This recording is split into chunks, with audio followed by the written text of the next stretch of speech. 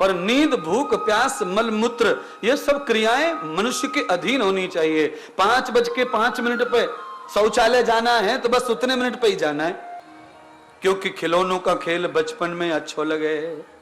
जब समझ आ जाए तब जीवन के साथ खिलवाड़ मत करो। ये चमड़ी गोरी, लाल, पीली, हरी ये तो चलता रहता है, इस पर ज्यादा आशिकी मत ला। गाड़ी के शीशा खोल खोल के रास्ते में पिचकारी मारते जाते हैं, हर समय फागुन दिखे इनको। जून के महीना में भी पिचकारी है, सफेद कलर की गाड़ी लाल लाल हो रही आधी साइड से। बाद में पता चला कि इसमें गुटका छाप बैठा है अंदर है। बोलो, फिर पूछा भाई इतना क्यों? तो क्या करें महाराज, नींद आती है, नींद आती है इसीलिए है। फिर हमने कहा भाई देख, इतनी सारी उम्र तो हमने जी ली, पर हमारी इच्छा के बगैर कभी नींद हमको तो आई, हमको नहीं आई है भैया। और हमारी इच्छा के बगैर मूत्र भी कभी हमारा नहीं निकला। और मल, मूत्र और नींद और भूख, प्यास ये हमारी इच्छा से होना चाहिए। जो इन पर विजय प्राप्त कर लेता है वो सारे ब्रह्मांड को जीत सकता है, उस पर कोई विजय कर सकता, कोई शासन नहीं करेगा।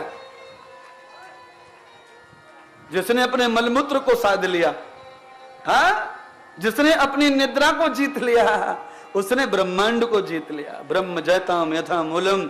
लोग निद्र के इतने कच्चे हैं कि पूछो मत। एक रात में कोई जग जाए ना इमरजेंसी में, तो पूरे दिन सोते ही, फिर पूरे दिन है। बड़ा मुश्किल है महाराज, बड़ा कठिन है। एक दिन जग गए तो दूसरे दिन सोते रहते हैं। बताओ अब ये कैसे उन्नति करेंगे? उन्नति कैसे होगी, कैसे डेवलप होगा इनका जीवन? रात का असर दिन में दिखा रहे, तो इसका मतलब है कि इनके आत्मा में, इनके मन, बुद्धि और शरीर में एनर्जी की, ताकत की कमी है, जो मृत्यु, मौत, नींद इनको छोड़ नहीं रही है। अनिद्राम तदम भूताम, नहीं सोना भी ठीक नहीं है, पर नींद, भूख, प्यास, मल मूत्र ये सब क्रियाएं मनुष्य के अधीन होनी चाहिए। 5:05 पे शौचालय जाना है तो बस उतने मिनट पे ही जाना है। ये कंट्रोल हो गया तो साफ रहेगा पेट और स्वस्थ रहेंगे। ठिकाना ही नहीं है। कहो तो रात को 12 बजे, कहो तो दिन के 12 बजे, कहो तो 4 बजे, कहो तो 6 बजे, कोई समय है किसी चीज का? नहीं है। बोलिए, जैसे मलमूत्र का समय नहीं फिक्स है, अगर ऐसे रेलगाड़ी का समय फिक्स ना हो तो यात्रा कभी सफल होने वाली? बोलो, सुबह 5 बजे का टिकट हो और रेल शाम को 5 बजे आवे तो बताओ कितनी गाली देंगे सवारियां? क्या करेंगे ऐसी गर्मी में बैठे बैठे ग्वालियर में? बोलो ना महाराज, बात तो ऐसी कहती है कि इसको कोई तोड़ है ही नहीं। हाँ, रेलगाड़ी समय पर ही चाहिए। टिकट में लिखा इतने बजे तो इतने बजे ही चाहिए। 5 मिनट भी प्लेटफॉर्म पे इंतजार भारी पड़ जाता है, तो रेलगाड़ी समय पे चाहिए तो भजन, ध्यान, मल मूत्र भी समय पर ही चाहिए, नहीं तो तुम्हारी जीवन नैया डूब जाएगी। ये रेलगाड़ी सफल होने वाली नहीं। हाँ, कल गीत गाया था कि नहीं? चली जा रही ये जीवन की रेल, खिलौना समझकर इसे तू न खेल। हाँ, अनमोल रतन को खिलौना समझ के खेलोगे तो फिर बचपना ही रहेगा बुद्धि में, क्योंकि खिलौनों का खेल बचपन में अच्छो लगे। जब समझ आ जाए तब जीवन के साथ खिलवाड़ मत करो। ये चमड़ी गोरी, लाल, पीली, हरी ये तो चलता रहता है, इस पर ज्यादा आशिकी मत ला। समगति भूतम यथाच भागवतम। अदिति ने व्रत किया, सफल हो गया व्रत। कैसा व्रत है? पयोव्रतम पुनीत कर्म सिद्धि।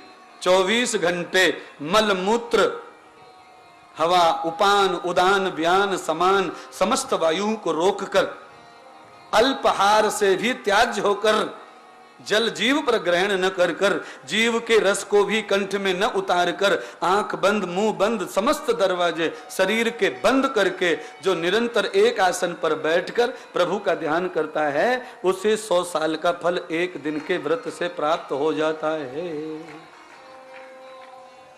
भैया कोई है क्या पहलवान ऐसा जो एक दिन का ऐसा व्रत कर ले? मैंने तो कर लिए बहुत व्रत, बहुत कर लिए। ईमानदारी से कह रहा हूं, हैं? आप में से कोई एक व्रत करो ऐसा, उसका फल और परिणाम न मिले तो 4CBC का केस हमारे ऊपर दर्ज करवाओ। ये हम आपको टीवी में कह रहे हैं, टीवी में बहुत देशों में जा रही है आवाज, इसको कैद किया जा रहा है, समझ लो। हाँ, यथा व्रतम तदरूप योगम, कर्म का फल है नहीं ऐसा कोई कह नहीं सकता है, पर कर्म जब बिगड़ जाता है तो फल भी बिगड़ जाता है, फिर आता नहीं है फल। हाँ, फसल में कीड़े लग जाएं तो फल नहीं आते। पेड़ों पर हमने देखा कई बरस आम पर फल नहीं आते, इतना बड़ा आम है हरा भरा पर फल नहीं आ रहे। लोग बोलते चमक मार गई है, इसको चमक मार गई है। चमक नहीं मार गई है, उसको विटामिन डी की कमी आ गई है। फलश्रुति विटामिन डी का मतलब बुद्धि। मेधामृतम भराम ज्ञान मूलम तत्त्वदर्शिता। अरे तेरी मेधा बुद्धि मर चुकी है, तू भोग बुद्धि से जी रहा है, इसीलिए फल नहीं पैदा हुए मीठे मीठे। चिंता न करो, मुझे भगवान ने इस क्षेत्र में लाया है तो ये फल बिना पैदा किए जाने वाला नहीं, पैदा करूंगा फल, हरी भरी फसल। क्षेत्र समाज नहीं बदला तो कथा करने का अर्थ क्या, मुझे बुलाने का अर्थ क्या? कथा करने वालों की क्या कमी है जगत में? मैं आया हूं तो मेरा कथा करने का उद्देश्य है बदलाव, प्रकृति, प्रशस्ति चाहिए, परिवर्तन चाहिए समाज में, बुद्धि में, तो कथा का महत्व है। क्योंकि व्यास जी ने कथा जब लिखी तब उन्होंने उसी पीड़ा से लिखी कि कलयुग में जब सब लोग द्वंद्व में डूबेंगे, जब धुआं में डूबे रहेंगे, जब रास्ता धर्म का नहीं दिखेगा तो ये भागवत रास्ता दिखाएगी, परिवर्तन करेगी। अगर ये परिवर्तन नहीं करती है तो या तो व्यास जी झूठा कह के गए, या तो फिर मैं झूठ बोल रहा हूं, या फिर तुम झूठे होंगे। प्रभुताम यथाम दर्शनम, कोई तो गलत है। निशाना लगाने वाला बराबर है, पर निशाना हिल गया तो भी निशाना चूक जाता है, और निशाना ठीक जगह पर है, निशाना लगाते समय हाथ चूक गया तो भी निशाना बिगड़ जाता है। निशाना लगाने वाला ठीक है और निशाना जहां लगा रहा है वो ठीक है, जिससे निशाना लगाया जा रहा है अगर वो अस्त्र खराब है तो भी निशाना लगता नहीं। तीन की बात है, या तो कथा में कमी, या तो वक्ता में कमी, या तो श्रोता में कमी, तब ही कथा असर नहीं दिखाती है। पर मुझे तो लग रहा है कि भैया कथा असर दिखा रही है, वक्ता भी असर दिखा रहा है, अब श्रोताओं को असर दिखाना बाकी है। मांस मटन अंडा गुटखा तंबाकू बीड़ी सिगरेट शराब जुआ छोड़ दो।